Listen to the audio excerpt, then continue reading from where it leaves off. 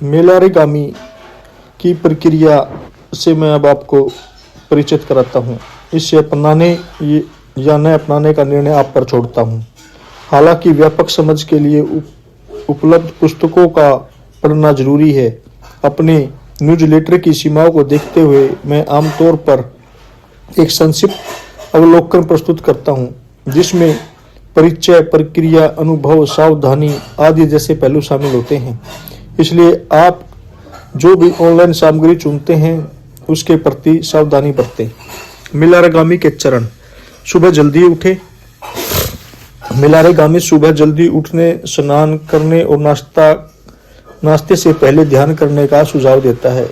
यह ध्यान दिन के लिए मूड सेट करने में मदद करता है और आपको दिन की गतिविधियों के लिए तैयार करता है। ध्यान की मुद्रा में बैठें और अपने सामने पीने के पानी से भरा गिलास रखें। अपनी आंखें बंद करें और 23 बार सांस लें। कल्पना करें कि आपने अपना लक्ष्य प्राप्त कर लिया है। 23 बार सांस लेने के बाद अपनी आंखें खोलें और पानी पिएं। फिर अपनी आंखें बंद करें और 11 बार सांस लें। अपने लक्ष्य के अलावा किसी और चीज के बारे में सोचें। इससे आपको अपने लक्ष्य को प्राप्त करने के बाद भी ध्यान केंद्रित करने या नियंत्रण बनाए रखने में मदद मिलती है। नंबर 3 है विजुअलाइजेशन। मेलारेगामी विजुअलाइजेशन की शक्ति पर जोर देती है। अपने लक्ष्य की कल्पना करके आप से वास्तविकता में बदल सकते हैं। यह तकनीक आपको पूरी प्रक्रिया के दौरान केंद्रित और प्रेरित करने में मदद करती है। नंबर 4 है अपने लक्ष्य का विश्लेषण करें। अपने अल्पकालिक और दीर्घकालिक लक्ष्यों को लिखें। उन्हें प्राप्त करने के लिए आवश्यक कदमों की पहचान करें। इससे आपको अपने लक्ष्यों को प्रबंधनीय कार्यों में विभाजित करने और अपनी प्रगति पर नजर रखने में मदद करेगी। इसका अभ्यास कैसे करें? मेलारेगामी एक ऐसी तकनीक है जिसके लिए अभ्यास की आवश्यकता होती है। अपने लक्ष्य को प्राप्त करने के लिए ऊपर बताए गए चरणों और तकनीक का लगातार पालन करें। सकारात्मक दृष्टिकोण बनाए रखें और खुद पर विश्वास रखें। इससे आपको प्रेरित करने और इस प्रक्रिया के दौरान आने वाली किसी भी बाधा को पार करने में मदद मिलेगी। मेलारेगामी का अभ्यास करते समय आने वाली बाधाओं का सामना करते समय सकारात्मक सोच बनाए रखना जरूरी है। मेलारेगामी की शक्ति पर विश्वास रखें और अपने लक्ष्य को प्राप्त करने के प्रति आशावादी बने रहें। मेलारेगामी का अभ्यास करते समय कुछ सामान्य गलतियों से बचें। तकनीक का लगातार पालन न करना। मेलारेगामी में अपने लक्ष्य प्राप्त करने के लिए निरंतर अभ्यास की आवश्यकता होती है। चरणों को छोड़ने या तकनीक का नियमित रूप से पालन न करने से बचें।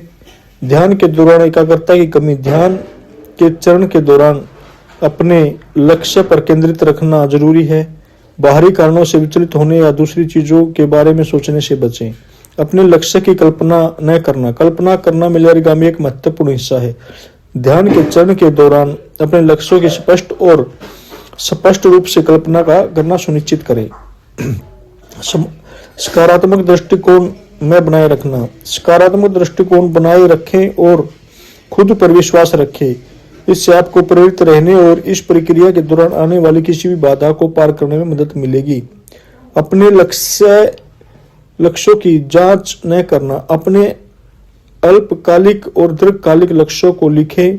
उन्हें प्राप्त करने के लिए आवश्यक कदमों की पहचान करें। इससे आपको अपने लक्ष्यों की प्रबंधनीय कार्यों में विभाजित करने और अपनी प्रगति पर नजर रखने में मदद मिलेगी। कृतज्ञता का अभ्यास न करना। अपने लक्ष्य को प्राप्त करने के बाद अहंकारी होने या बदला लेने की कोशिश करने से बचें। इससे बजाय दूसरों को उनके लक्ष्य प्राप्त करने में मदद करने और सकारात्मक दृष्टिकोण बनाए रखने पर ध्यान केंद्रित करें। धैर्य न रखना। मेलारेगामी को काम करने में समय लग सकता है। अगर आपको तुरंत परिणाम न दिखे तो निराश न हो और पूरी प्रक्रिया के दौरान धैर्य बनाए रखें।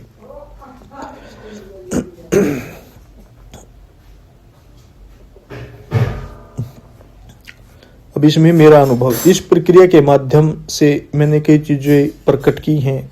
अगर आप ऊपर लिखे चरणों का पालन न भी करें तो भी कई बार ऐसा होता है कि हम अनजाने में छोटी छोटी चीजें प्रकट कर देते हैं और बाद में पछताते हैं। हमारा मुख्य ध्यान मानसिक शांति प्राप्त करने और इच्छाओं के चक्कर से मुक्त होने पर होना चाहिए। हालांकि आकर्षण का नियम निसंदेह प्रभावी है, लेकिन मेरा अवलोकन बताता है कि हम अक्सर अपनी वास्तविक इच्छाओं की बजाय अपनी जरूरतों को प्रकट करने का प्रयास करते हैं, जिससे हम असफल होते हैं। कभी कभी हम अपनी जरूरतों और इच्छाओं के बीच अंतर करने में संघर्ष करते हैं, जिसके परिणाम स्वरूप अनपेक्षित परिणाम सामने आते हैं।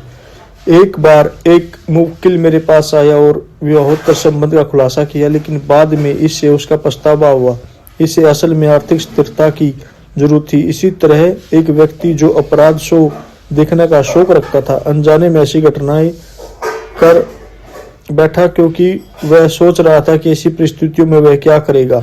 इसलिए मैं अपने सभी पाठकों से आग्रह करता हूं कि वे अपनी इंद्रियों को किसी चीज के संपर्क में लाते हैं इस बारे में सावधानी बरतें और जो कुछ भी खाते हैं उससे प्रति सचेत रहें, क्योंकि यह प्रकटीकरण के परिणाम को बहुत अधिक प्रभाव करता है। प्रिय मित्रों, आगम के संदेश का आज का अंक यही समाप्त होता है। धन्यवाद।